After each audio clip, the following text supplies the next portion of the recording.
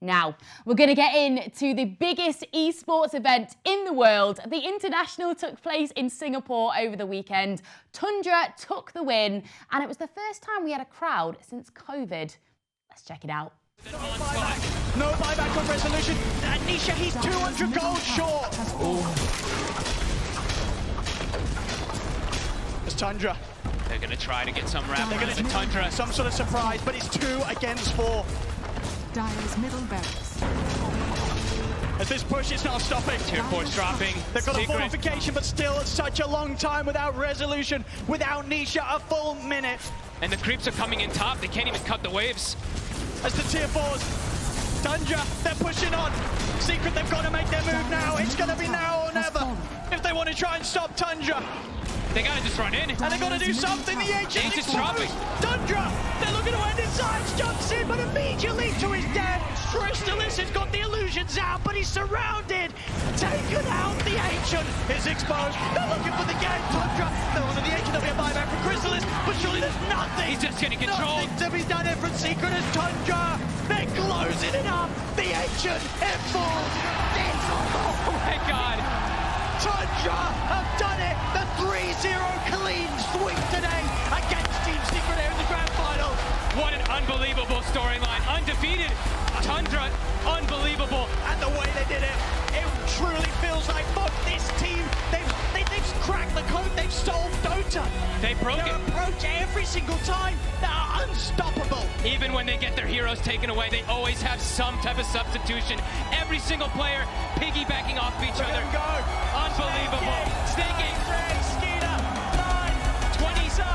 26 teams in 10 years, and he finally claims it. Tundra, ladies and gentlemen, the TI 11 champions. Esports for the International. Incredible moments here. As you said, a team that's worked so hard throughout the year.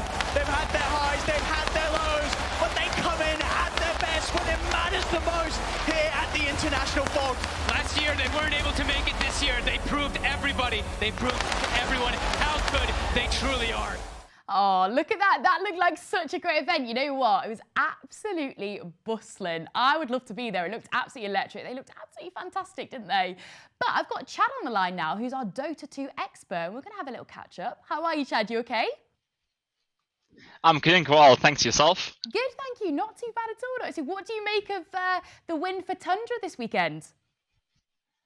Oh, it was absolutely amazing. This year's TI was an absolutely awesome showcase of Dota 2 talent, action, and skill. Tundra Esports literally made winning this tournament look so easy with their sheer dominant performance. Absolutely. They actually won 80% of all their matches, downing only 5 maps throughout the entire event, which is literally insane. So it's safe to say that they absolutely destroyed the competition without a doubt. Absolutely. And how do you rate your Dota 2 skills?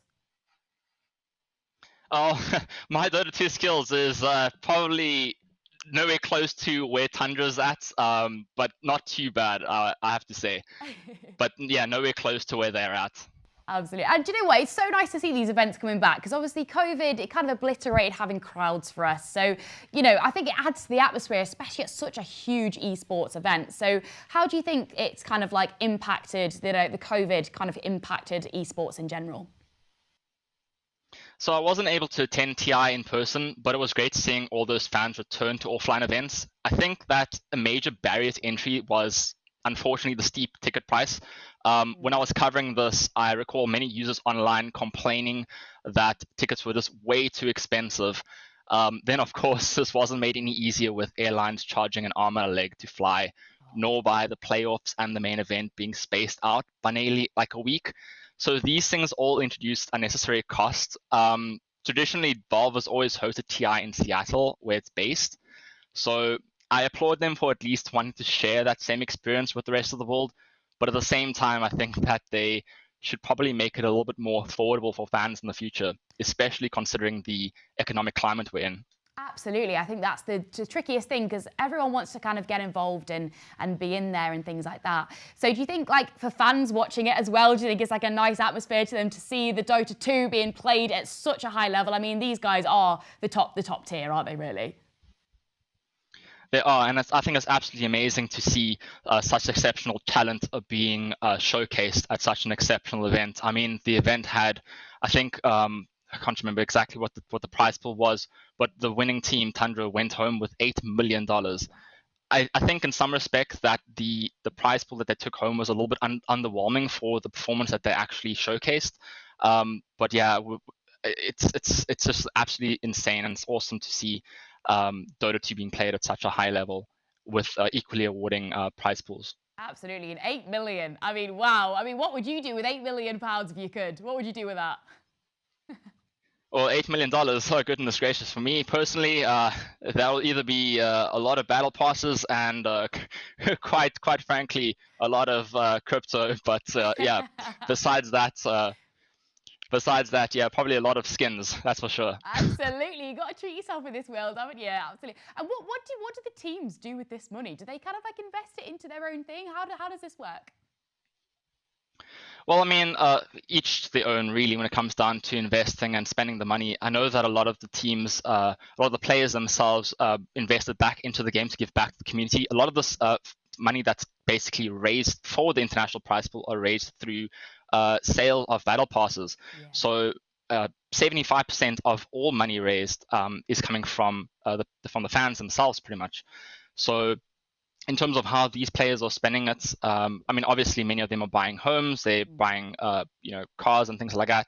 But a fair bit of them are reinvesting it back into the game, which is great.